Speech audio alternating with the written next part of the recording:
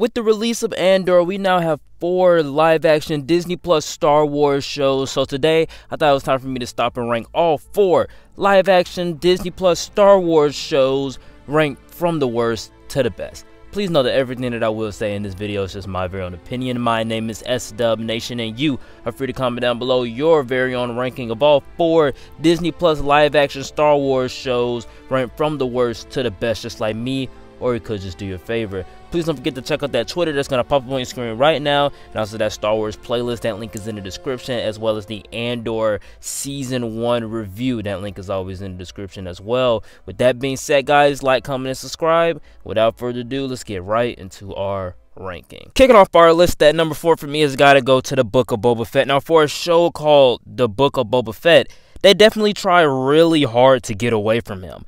There are episodes where we completely deter from the actual story and its characters, like the 2 Mandalorian episodes that just go far left to give like a backdoor pilot to Mandalorian Season 3, and then the actual story being told isn't giving any actual interesting details. We have the Mos Espa Vespas, which aren't really the best place to put them inside of this show. This show is also split into 2 plot lines, and on paper it works because it worked for Arrow for 5 years.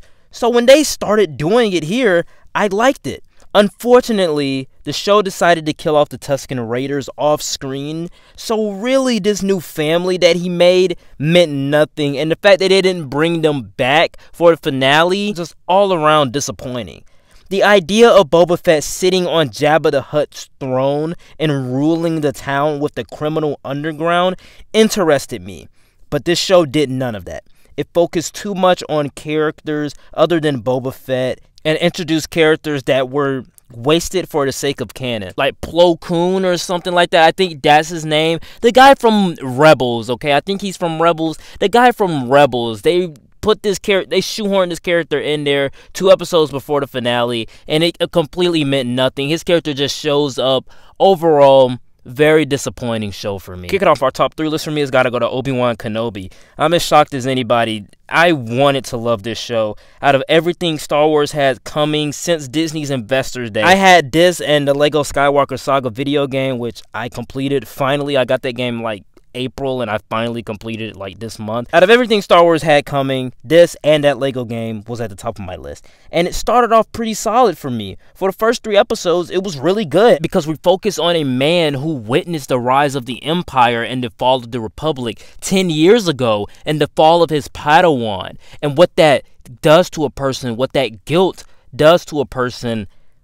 I thought those first 3 episodes were really great for me. And also, we had Ewan McGregor and Hayden Christensen back. It finally had the DNA of Star Wars with the lightsaber duels, and just seeing Darth Vader on screen again was just very cool to me. Again, just a cool thing to exist. After the series, I felt like a lot of people were going to like this version of the Hermit Jedi than Luke, even though I loved what they did with Luke inside of The Last Jedi. But I feel as though a lot of people are going to resonate more towards Obi-Wan's isolation because we saw what happened 10 years ago, and it's a natural progression. Enough time has passed for us, and enough time has passed for him inside of the show, so we can still feel like, okay, this is just a natural progression of that character. This show treats Obi-Wan like an actual person who has to find his hope again. But the problem here is the writing. It never truly could excel because the writing continued to stretch out a plot line that doesn't lend itself well to a 6-episode series. Overall, I had fun with Obi-Wan, but man, was it underwhelming. They should have just made this a straight to Disney Plus movie or theatrical release. I would have been down for that. My runner-up at number 2 for me has got to go to Andor. I'm as shocked as anyone. Andor should not have been better than Obi-Wan Kenobi, but it was. I was not that excited for it until I think the first 2 weeks leading up to the show. This show's creator, Tony Gilroy, and producer Diego Luna clearly wanted to make something great that fits inside of Star Wars, but it's nothing like Star Wars. So they need to give themselves a pat on the back because they were able to perfectly find that mix between Star Wars and totally different from Star Wars. It is the war side of Star Wars, exploring a side of the galaxy we've never seen before, a side where the people are focused on rather than the Jedi and the Sith. The show also splits the season into 4 different arcs, so each 3 episodes play like an actual movie, and I thought that was a brilliant idea. Just like going back to the Justice League series from the early 2000s, I think they did it great there. They did it brilliant here as well. Now, while it's a positive that it's different, I feel a lot of people are going to be turned off from this show because it's so different. And unlike Obi-Wan, it doesn't have the Star Wars DNA we're familiar with.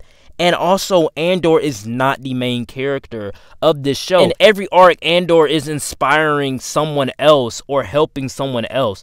So I like that idea, but also at the same time, he's not the main character of each arc. But I do think that where this show excels at is when it genre blends. From a prison escape, to a spy thriller, to a heist story. It continued throughout the entire season to build out a tense and dramatic world of Star Wars that's fresh and new and exciting.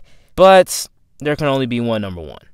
And coming in at my number 1 for me has got to go to The Mandalorian. This and Andor fought for number 1 for me. But for me, Andor has many flaws that Mandalorian just doesn't because of the nature of the show.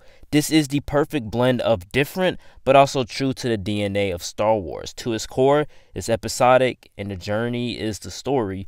But the journey is actually exciting and engaging. We're introduced to some lively new characters like Grogu into the fold.